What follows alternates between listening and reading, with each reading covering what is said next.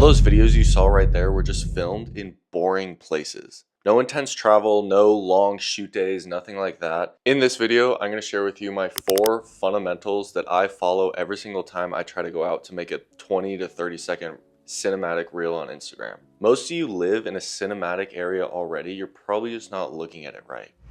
Now, cinematography doesn't really come from where you are, it's more how you see the things around you. Let me explain. Now, this level of production I'm talking about is very basic. You don't need any budget, you don't need any lighting, you don't need a team or anything like that. You really just need a camera to create these. And the solo shooters that are out there just getting a little overwhelmed or just starting with videography are the exact people that I'm talking to right now. There's some classic things I hear like, I don't live near anything cool, or my town is boring, or I don't have that nice of stuff that I can film. And while there may be some like truth to that, I think that after this video, you may kind of shift your perspective to kind of working with what you got and being able to create something really cool. So this brings me into my first fundamental, which is think small. Let me kind of explain how to go through this thought process. So a really great video idea for the full day could be to have a woman, she wakes up, gets ready, goes on a walk, goes to the lake, finds a bench to sit at, chills, relaxes, maybe meets a stranger, they exchange some kind words, kind of like a little goo-goo love story,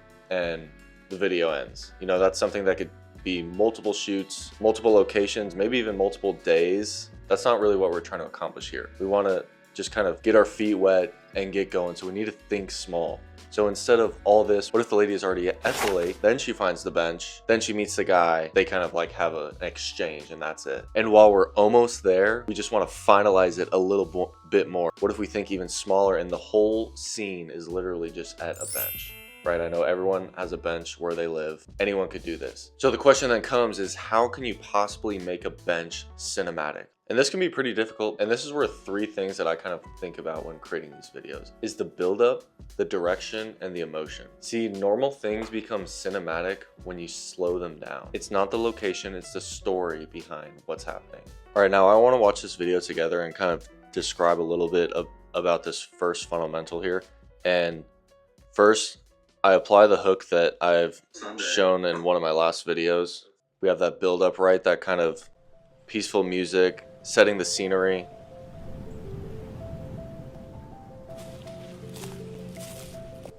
This is literally a bench. And kind of right there, you see kind of like the direction shift, right?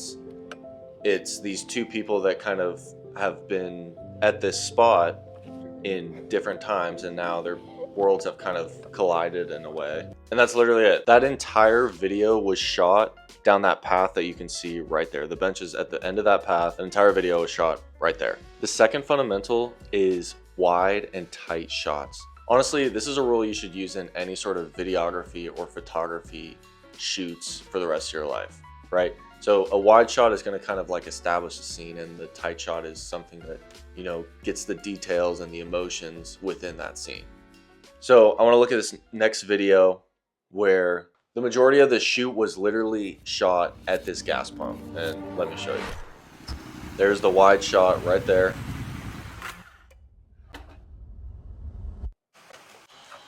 Details. Now, while that may have been a cool like succession of clips, the idea behind it is this guy literally just got gas, right? There's not much to it. He got gas, he started his bike, and he drove off. All of those, I do have a clamp mount. He's literally just driving around the gas station, right? He's not doing anything. All right, we are now on the 3rd fundamental rule, which is create depth. This may create some controversy on being able to do this with inexpensive gear. And I mean, there's no doubt that if you have a lens that can go down to like f1.4, you're going to be able to create significantly more depth than a lens that can do like f5.6 or something like that. In all honesty, if you can get down to like f3 or f4, I think the aperture is wide enough, in my opinion, that you could still get some of that bokeh effect to blur the background and create some depth. Now, this video here is probably one of my all-time favorites. I filmed it with my wife. The idea is simple.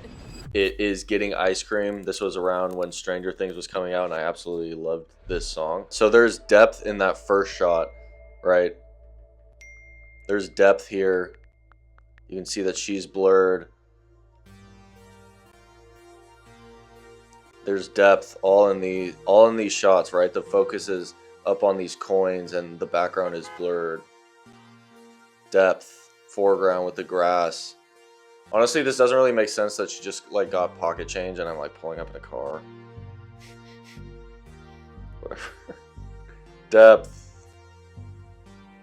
Depth. Depth. I'm not gonna say it anymore because they all have depth.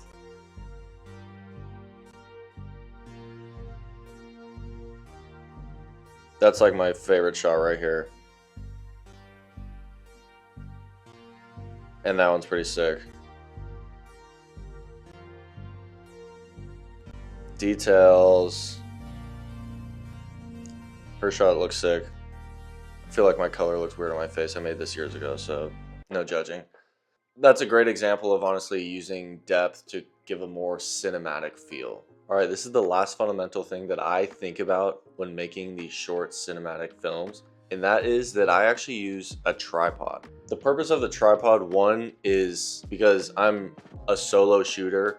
I do have my wife to help me sometimes, but no one is really behind the camera when it's rolling, right? Because a lot of the videos kind of feature both of us in a setting, and it's just much easier like that. And I love using a tripod because it really allows you to slow down, think small, and really frame your shots nicely, and to make sure that you have that depth and make sure you have objects in the foreground and things like that.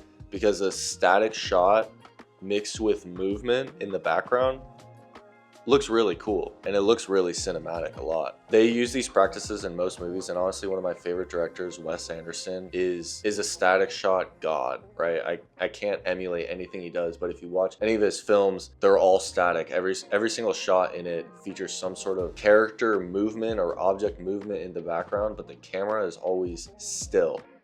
Now with these 4 fundamentals, I don't believe that these shoots should take all day, right? It may be your first time trying them, and it may be taking you a little longer than normal, but in the end it should take you maybe like an hour, right? So if it's taking you above an hour, I would say try to think even smaller for the idea that you're trying to convey. Now I wanted to show one example that we only had about 30 minutes, so I created this and I just wanted to share it. Basically the idea came, they were boyfriend and girlfriend, and the idea came for them just like meeting. I think honestly, a boy and a girl meeting is like one of the easiest, quickest, like most affectionate, passionate kind of like stories that you can tell. And they're always really easy and really easy to get the point across, in my opinion. So, all right, setting the scene, kind of these 2 characters, who they are in their differences. You know, that's very similar to the bench story that we showed in the beginning. And a girl there, a guy comes, meets them, and talks. Very, very similar. This is all filmed in that space. That was a cool shot. I actually just put the camera in the freezer and pointed it upward. And that's it. Literally, that took me 30 minutes. After I was done, I went to like a coffee shop. I edited it. It was basically just sequencing color. There was some like sound design. Probably edited it in like an hour. In the end, all these cinematic clips and everything come from really simple places and ideas. It's important to focus on the story and think small. If you take anything away from this, I hope it's think small. That's why I put it at number 1. And remember, cinematography isn't about where you go. It's about how you see what's already around you. If this video helped you out in any way, leave a comment down below. And if you feel like joining the community, hit that subscribe button, and we'll see you in the next video.